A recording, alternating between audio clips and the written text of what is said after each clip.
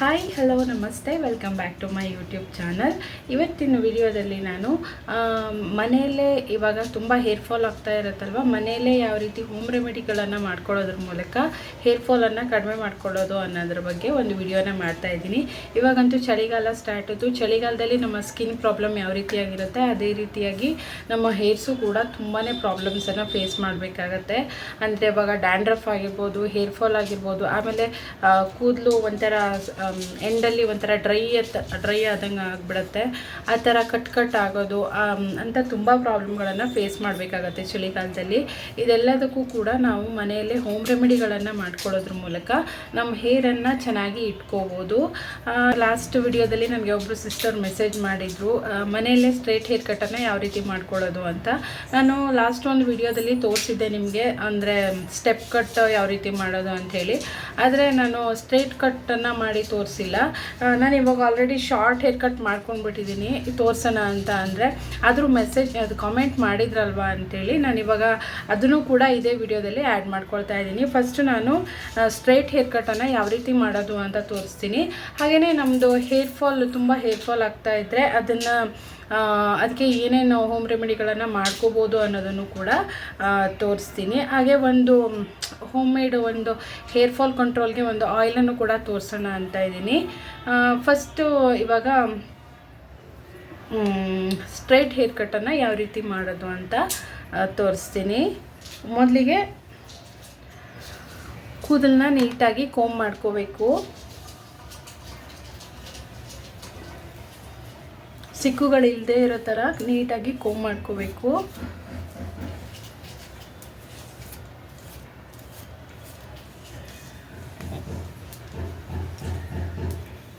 ನೋಡಿ ಥರ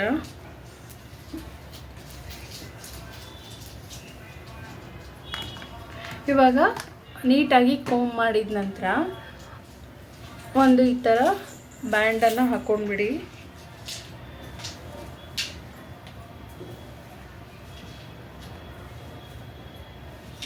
ನೋಡಿ ಈ ಥರ. ನೆಕ್ಸ್ಟು ನಿಮ್ಮದು ಲಾಂಗ್ ಹೇರ್ ಆದರೆ ಈ ಥರ ತಗೊಂಡು ಮತ್ತೆ ಒಂದು ಬ್ಯಾಂಡನ್ನು ಹಾಕಬೇಕಾಗತ್ತೆ. ಹಾಗೆ ನಿಮಗೆ ಎಷ್ಟು ಕಟ್ ಮಾಡ್ತೀರಾ ಅಲ್ವಾ, ಇವಾಗ ನೋಡಿ ಈ ಥರ ತಗೊಂಡು, ನಾನು ಆಲ್ರೆಡಿ ಶಾರ್ಟಾಗಿ ಮಾಡ್ಕೊಂಡ್ಬಿಟ್ಟಿದ್ದೀನಿ, ಇಲ್ಲಿ ಕಟ್ ಮಾಡಿದರೆ ಆಯಿತು. ನೆಕ್ಸ್ಟ್ ನಾನು ಯಾವಾಗಾದರೂ ಒಂದು ಸರಿ ನೀಟಾಗಿ ತೋರಿಸ್ತೀನಿ.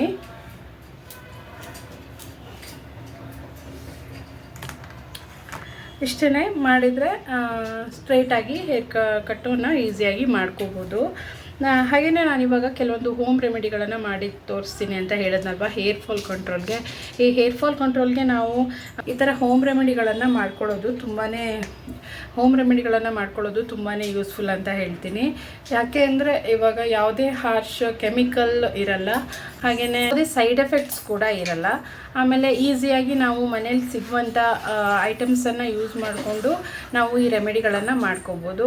ಅದರ ಸೊಪ್ಪಿನ ಒಂದು ಈರುಳ್ಳಿ ಮತ್ತು ಕರಿಬೇವಿನ ಎಲೆಯನ್ನು ತಗೊಂಡು ಅದನ್ನು ಮಿಕ್ಸಿಗೆ ಹಾಕಿ ಗ್ರೈಂಡ್ ಮಾಡ್ಕೋಬೇಕು. ನೀರನ್ನು ಆ್ಯಡ್ ಮಾಡಬಾರ್ದು, ಹಾಗೆಯೇ ಗ್ರೈಂಡ್ ಮಾಡಿಕೊಂಡು ಅದನ್ನು ನೀಟಾಗಿ ಸೋಸಿ ಇದೇನಿದೆ ಲಿಕ್ವಿಡ್ ಏನು ಇರುತ್ತಲ್ವ ಅದನ್ನು ತಲೆಗೆ ಹಾಕಿ ಒಂದು ನೀಟಾಗಿ ಮಸಾಜ್ ಮಾಡ್ಕೋಬೇಕಾಗತ್ತೆ. ಒಂದು 10 ನಿಮಿಷ ಮಸಾಜ್ ಮಾಡಿಕೊಂಡು ಆಮೇಲೆ ಒಂದು ಅರ್ಧ ಗಂಟೆ ಬಿಟ್ಟು ಒಂದು ಯಾವುದಾದ್ರೂ ಮೈಲ್ಡ್ ಶಾಂಪೂನ ಯೂಸ್ ಮಾಡಿಕೊಂಡು ಸ್ನಾನ ಮಾಡೋದ್ರಿಂದ ಕೂಡ ಹೇರ್ ಫಾಲು ಕಡಿಮೆ ಆಗುತ್ತೆ. ಹಾಗೆಯೇ ನಮ್ಮ ಹೇರ್ ರೂಟ್ಸು ಕೂಡ ಸ್ಟ್ರಾಂಗ್ ಆಗುತ್ತೆ ಅಂತ ಹೇಳ್ಬೋದು. ಆಮೇಲೆ ಇನ್ನೊಂದು ಅಂತ ಅಂದರೆ ಮೆಂತೆ ಕಾಳು ಬರುತ್ತಲ್ವ, ಮೆಂತೆ ಕಾಳನ್ನು ನಾವು ಓವರ್ನೈಟು ನೀರಲ್ಲಿ ನೆನೆಸಿ ಇಟ್ಕೊಂಡಿರಬೇಕು. ನೆನೆಸಿ ಇಟ್ಟು ಬೆಳಗ್ಗೆ ಎದ್ದ ತಕ್ಷಣ ನೀರಲ್ಲಿ ನಾವು ನೆನೆ ಹಾಕಿರ್ತೀವಲ್ವ ಅದೇ ನೀರಲ್ಲಿ ಅದನ್ನು ಬೇಯಿಸ್ಕೋಬೇಕಾಗತ್ತೆ. ಮೆಂತೆ ಕಾಳನ್ನು ಚೆನ್ನಾಗಿ ನೆನೆಸಿಟ್ಟು ನೀರಿನಲ್ಲೇ ಚೆನ್ನಾಗಿ ಬೇಯಿಸ್ಕೋಬೇಕು. ಬೆಂದ ನಂತರ ಅದನ್ನು ಸ್ವಲ್ಪ ಕೂಲ್ ಆಗೋದಕ್ಕೆ ಬಿಡಬೇಕು. ಅದ್ರ ಜೊತೆ ಈ ಕೆಂಪು ದಾಸವಾಳ ಬರುತ್ತಲ್ವ, ಕೆಂಪು ದಾಸವಾಳ ಹೂವು ಆಗಿರ್ಬೋದು ಅಥವಾ ಅದರ ಎಲೆ ಆದರೂ ಓಕೆ, ಅದನ್ನು ಈ ಮೆಂತೆ ಜೊತೆ ಮಿಕ್ಸ್ ಮಾಡಿ ಚೆನ್ನಾಗಿ ರುಬ್ಕೋಬೇಕು. ರುಬ್ಬಿ ಒಂದು ಚೆನ್ನಾಗಿ ಪೇಸ್ಟನ್ನು ಮಾಡಿಕೊಂಡು ತಲೆಗೆ ಅಪ್ಲೈ ಮಾಡಿಕೊಂಡು ಒಂದು ಅರ್ಧ ಗಂಟೆ ಬಿಟ್ಟು ನೀಟಾಗಿ ಯಾವುದಾದ್ರೂ ಶಾಂಪು, ಮೈಲ್ಡಾಗಿರೋ ಶಾಂಪೂನ ಯೂಸ್ ಮಾಡಿಕೊಂಡು ಹೇರ್ ವಾಶ್ ಮಾಡೋದ್ರಿಂದ ಕೂಡ ನಮ್ಮ ಹೇರ್ ಫಾಲ್ ಕಂಟ್ರೋಲ್ ಆಗುತ್ತೆ. ಹಾಗೆಯೇ ಹೇರ್ ರೂಟ್ಸ್ ಕೂಡ ಸ್ಟ್ರಾಂಗ್ ಆಗುತ್ತೆ ಮತ್ತು ಕೂದಲು ಶೈನಿಂಗ್ ಆಗಿ ಸಾಫ್ಟಾಗಿ ಇರುತ್ತೆ. ನೀವು ಸ್ನಾನ ಮಾಡುವಾಗ ಜಾಸ್ತಿ ಬಿಸಿ ನೀರನ್ನು ಸ್ನಾನ ಮಾಡೋದಕ್ಕೆ ಹೋಗಬಾರ್ದು. ಆದಷ್ಟು ತಣ್ಣಗಿರೋ ನೀರಿನಲ್ಲೇ ಸ್ನಾನ ಮಾಡಬೇಕು. ಕೋಲ್ಡ್ ವಾಟರ್ ಅಂತ ನಾನು ಹೇಳ್ತಾ ಇಲ್ಲ, ತಣ್ಣಗಿರೋ ನೀರಿನಲ್ಲಿ ಹೇರ್ ವಾಶ್ ಮಾಡಿಕೊಂಡ್ರೆ ಕೂದಲು ಕೂಡ ಬೇಗ ವೈಟ್ ಆಗಲ್ಲ, ಹಾಗೆಯೇ ಹೇರ್ ಫಾಲ್ ಕೂಡ ಕಂಟ್ರೋಲ್ ಆಗುತ್ತೆ. ಹಾಂ, ನೀವೇನಾದರೂ ಹೇಳಬೇಕಾ?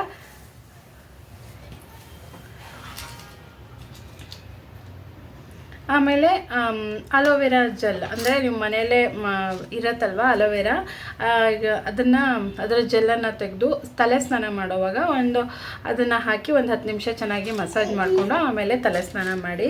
ಅಲೋವೆರಾ ಕೂಡ ನಮ್ಮ ಸ್ಕಿನ್ನಿಗೆ ಎಷ್ಟು ಒಳ್ಳೆಯದು ಅದೇ ರೀತಿ ನಮ್ಮ ಹೇರ್ಗೂ ಕೂಡ ತುಂಬಾ ಒಳ್ಳೆಯದು. ಇದನ್ನು ಟ್ರೈ ಮಾಡಿ. ಯಾರಿಗಾದ್ರು ಡ್ಯಾಂಡ್ರಫ್ ಪ್ರಾಬ್ಲಮ್ ಇದ್ದರೆ ನಾನು ಹೇಳಿದ್ನಲ್ವ ಮೆಂತ್ಯ ಮತ್ತು ದಾಸವಾಳ ಎಲೆ ಒಂದು ಮಾಸ್ಕ್, ಹೇರ್ ಮಾಸ್ಕ್ ಅಂತ ಹೇಳಿದ್ನಲ್ವ, ಅದೇ ಥರ ಈ ಅಲೋವೆರಾ ಜೆಲ್ಲನ್ನು ಹಾಕಿ ಒಂದು 10 ನಿಮಿಷ ಮಸಾಜ್ ಮಾಡಿಕೊಂಡು ಅರ್ಧ ಗಂಟೆ ಬಿಟ್ಟು ಆಮೇಲೆ ಸ್ನಾನ ಮಾಡಿಕೊಂಡ್ರೆ ಡ್ಯಾಂಡ್ರಫ್ ಕೂಡ ಕಂಟ್ರೋಲ್ ಆಗುತ್ತೆ. ಹಾಗೆಯೇ ಕೂದಲು ಕೂಡ ತುಂಬ ಶೈನಿಂಗ್ ಆಗಿ ಚೆನ್ನಾಗಾಗುತ್ತೆ. ಹೇರ್ ವಾಶ್ ಮಾಡೋದಕ್ಕೆ ಒಂದು ಹೋಮ್ ಮೇಡ್ ಶಾಂಪೂನ ರೆಡಿ ಮಾಡ್ಕೋಬೋದು. ಯಾವ ರೀತಿ ಅಂತ ಅಂದರೆ, ಇವಾಗ ಅಂಟ್ವಾಳಕಾಯಿ, ನಮ್ಮ ಕಡೆ ಅಟ್ಲಕಾಯಿ ಅಂತ ಹೇಳ್ತಾರೆ, ಇದು ಆ ಕಾಯಿಯನ್ನು ಏನು ಮಾಡಬೇಕು ಅಂದರೆ ಡೈರೆಕ್ಟಾಗಿ ನಾವು ಜಜ್ಜಿಕೊಂಡು ತಲೆಗೆ ಹಾಕಿ ಉಜ್ಕೊಳ್ಳೋದಕ್ಕೆ ಬರಲ್ಲ. ಯಾಕೆಂದರೆ ಅದು ತುಂಬಾ ಒಂಥರ ಸಿಪ್ಪೆ ಆಗಿ ತಲೆ ಫುಲ್ಲು ಇದಾಗ್ಬಿಡತ್ತೆ. ನಾವು ಅದನ್ನು ಡೈರೆಕ್ಟಾಗಿ ಯೂಸ್ ಮಾಡೋದಕ್ಕೆ ಆಗಲ್ಲ. ಅದನ್ನು ಏನು ಮಾಡಬೇಕು ಅಂದರೆ ಯಾವುದಾದ್ರೂ ಒಂದು ಮಸ್ಲಿನ್ ಕ್ಲಾತ್ ಬರುತ್ತಲ್ವ, ಅದರಲ್ಲಿ ನೀಟಾಗಿ ಕಟ್ಟಿ ಅದನ್ನು ನೀರಲ್ಲಿ ಹಾಕಿ ಚೆನ್ನಾಗಿ ಕುದಿಸ್ಕೋಬೇಕಾಗತ್ತೆ. ಕುದಿಸ್ಕೊಂಡ ನಂತರ ಅದರಿಂದ ಒಂಥರ ಈ ನೊರೆ ಥರ ಬರುತ್ತಲ್ವ, ಅದನ್ನು ಚೆನ್ನಾಗಿ ಸ್ಕ್ವೀಸ್ ಮಾಡ್ಕೋಬೇಕು. ಈ ಥರ ಹಿಂಡ್ಕೊಂಡಾಗ ಅದರಿಂದ ಯಾವ ನೀರಲ್ಲಿ ನಾವು ಕುದಿಸ್ತೀವಲ್ವ ಅದರಲ್ಲಿ ಸ್ವಲ್ಪ ಈ ಥರ ಹಿಂಡ್ಕೊಂಡ್ರೆ ಅದರಿಂದ ನೊರೆ ಥರ ಬರ್ತಾ ಹೋಗುತ್ತೆ. ಆ ನೊರೆಯಲ್ಲಿ ನಾವು ಅದಕ್ಕೆ ನಾವು ಸ್ವಲ್ಪ ಶಿಕಾಕಾಯಿ ಪೌಡರ್ ಏನು ಬರುತ್ತಲ್ವ ಅದನ್ನು ಮಿಕ್ಸ್ ಮಾಡಿಕೊಂಡು ತಲೆ ಸ್ನಾನ ಮಾಡೋದ್ರಿಂದ ಅದು ಒಂದು ಒಳ್ಳೆ ಶಾಂಪೂ ರೀತಿ ವರ್ಕ್ ಆಗುತ್ತೆ. ನೀವು ಬೇಕಿದ್ರೆ ಹೇರ್ ಫಾಲ್ ತುಂಬ ಆಗ್ತಾ ಇದೆ ಅಥವಾ ಡ್ಯಾಂಡ್ರಫ್ ತುಂಬ ಆಗ್ತಾ ಇದೆ ಅಥವಾ ಏನೋ ಕೆಲವರಿಗೆ ತುಂಬ ಥರ ನವೆ ಆಗೋದು ಆ ಥರ ಇರುತ್ತಲ್ವ, ಅದೆಲ್ಲ ಪ್ರಾಬ್ಲಮ್ ಕೂಡ ಕಡಿಮೆ ಆಗುತ್ತೆ. ಬೇಕಿದ್ರೆ ಒಂದ್ಸರಿ ಟ್ರೈ ಮಾಡಿ ನೋಡಿ. ಇವಾಗ ನಿಮ್ಗೆ ಒಂದು ಒಳ್ಳೆ ಹೇರ್ ಫಾಲ್ ಕಂಟ್ರೋಲ್ಗೆ ಒಂದು ಒಳ್ಳೆ ಹೇರ್ ಆಯಿಲನ್ನು ತೋರಿಸ್ತೀನಿ, ಬನ್ನಿ. ನಾನಿಲ್ಲಿ ಆಯಿಲನ್ನು ರೆಡಿ ಮಾಡ್ಕೊಳ್ಳೋದಕ್ಕೆ ಹಾಫ್ ಆನಿಯನನ್ನು ಕಟ್ ಮಾಡಿ ಇಟ್ಕೊಂಡಿದ್ದೀನಿ. ಹಾಗೆ ಒಂದು 5ರಿಂದ 6 ಕರಿಬೇವಿನ ಎಲೆಯನ್ನು ತೊಗೊಳ್ತಾ ಇದ್ದೀನಿ. ಹಾಗೆ 1 ಸ್ಪೂನ್ ಮೆಂತೆಯನ್ನು ತೊಗೊಂಡಿದ್ದೀನಿ. ಹಾಗೆ ಕೋಕೋನಟ್ ಆಯಿಲ್ ಮತ್ತು ಹರಳೆಣ್ಣೆಯನ್ನು ತೊಗೊಳ್ತಾ ಇದ್ದೀನಿ. ಇವಾಗ 1 ಸ್ಪೂನ್ ಕೊಬ್ಬರಿ ಎಣ್ಣೆ ಹಾಗೆಯೇ 1 ಸ್ಪೂನ್ ಹರಳೆಣ್ಣೆಯನ್ನು ತೊಗೊಳ್ತಾ ಇದ್ದೀನಿ. ನನ್ನ ತಲೆಗೆ ಇಷ್ಟು ಸಾಕು ಅನಿಸುತ್ತೆ. ಇವಾಗ ಎಷ್ಟು ಬೇಕೋ ಅಷ್ಟನ್ನು ಮಾತ್ರ ಮಾಡ್ಕೊಳ್ತಾ ಇದ್ದೀನಿ. ಹಾಗೆಯೇ ಅದೇ ಆಯಿಲ್ಗೆ ನಾನಿಲ್ಲಿ ತೊಗೊಂಡಿರುವಂಥ ಮೆಂತೆ ಕಾಳುಗಳನ್ನು ಹಾಕ್ಕೊಳ್ತಾ ಇದ್ದೀನಿ. ಹಾಕಿ ಇದು ಸ್ವಲ್ಪ ಸಿಡಿಯೋದಕ್ಕೆ ಸ್ಟಾರ್ಟ್ ಆದ ನಂತರ ಅದಕ್ಕೆ ನಾನೀಗ ಚಿಕ್ಕದಾಗಿ ಕಟ್ ಮಾಡ್ಕೊಂಡಿರ್ತೀನಲ್ವ ಆನಿಯನ್ ಪೀಸ್ಗಳನ್ನು ಹಾಕ್ತಾ ಇದ್ದೀನಿ. ಹಾಗೆಯೇ ಅದ್ರ ಜೊತೆನೇ ಕರಿಬೇವಿನ ಎಲೆಗಳನ್ನು ಹಾಕಿ ಸ್ಟವನ್ನು ಆಫ್ ಮಾಡ್ಕೊಳ್ಬೇಕಾಗತ್ತೆ. ಆಯಿಲ್ ಕಂಪ್ಲೀಟಾಗಿ ತಣ್ಣಗಾಗೋವರೆಗೂ ನಾವು ಸ್ವಲ್ಪ ವೇಟ್ ಮಾಡಬೇಕು. ಇದು ಕಂಪ್ಲೀಟಾಗಿ ತಣ್ಣಗಾದ ನಂತರ ನಾವು ಅದನ್ನು ಸೋಸ್ಕೊಂಡು ಎಣ್ಣೆನ ತಲೆಗೆ ಅಪ್ಲೈ ಮಾಡ್ಕೋಬೇಕು. ಹೇರ್ ಆಯಿಲ್ ರೆಡಿ ಆಗಿದೆ.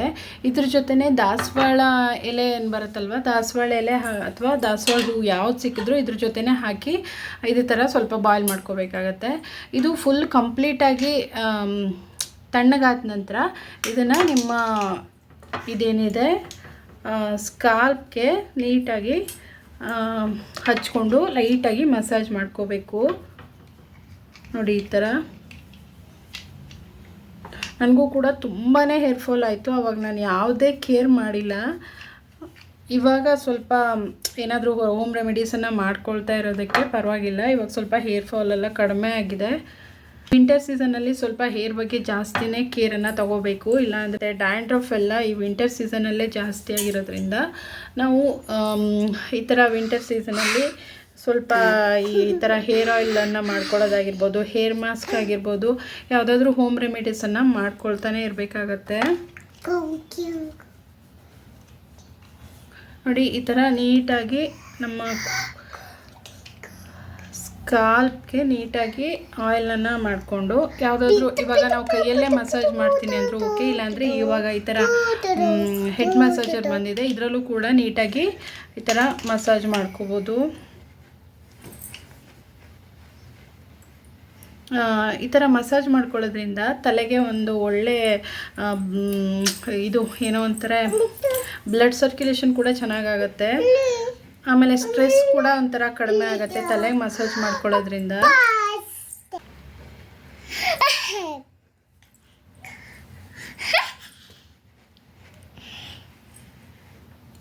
ನೀವು ಇದರಲ್ಲಿ ಒಂದು 2 ಸಾರಿನಾದರೂ ಈ ಥರ ಫುಲ್ ಆಯಿಲ್ ಹಾಕ್ಕೊಂಡು ಲೈಟಾಗಿ ಮಸಾಜ್ ಮಾಡಿ ಒಂದು ಅರ್ಧ ಗಂಟೆ ಬಿಟ್ಟು ಅಥವಾ 1 ಅವರ್ ಬಿಟ್ಟು ಸ್ನಾನ ಮಾಡಿದರೆ ನಿಮಗೂ ಕೂಡ ಹೇರ್ ಪ್ರಾಬ್ಲಮ್ಮು ಆದಷ್ಟು ಕಡಿಮೆ ಆಗುತ್ತೆ.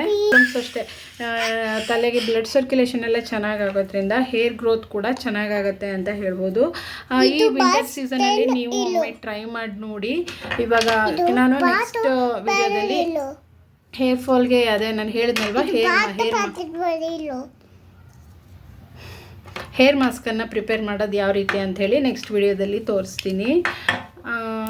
ಈ ವಿಡಿಯೋ ನಿಮಗೆ ಇಷ್ಟ ಆದರೆ ಸ್ವಲ್ಪನಾದರೂ ಯೂಸ್ಫುಲ್ ಅಂತ ಅನಿಸಿದರೆ ಪ್ಲೀಸ್ ವಿಡಿಯೋನ ಲೈಕ್ ಮಾಡಿ, ಶೇರ್ ಮಾಡಿ, ಹಾಗೆಯೇ ಕಾಮೆಂಟ್ ಮಾಡಿ. ಚಾನಲ್ನ ಇನ್ನೂ ಯಾರೂ ಸಬ್ಸ್ಕ್ರೈಬ್ ಮಾಡದೆ ನೋಡ್ತಾ ಇದ್ದೀರಾ, ಪ್ಲೀಸ್ ಚಾನಲ್ನ ಸಬ್ಸ್ಕ್ರೈಬ್ ಮಾಡಿಕೊಂಡು ಸಪೋರ್ಟ್ ಮಾಡಿ. Thank you for watching.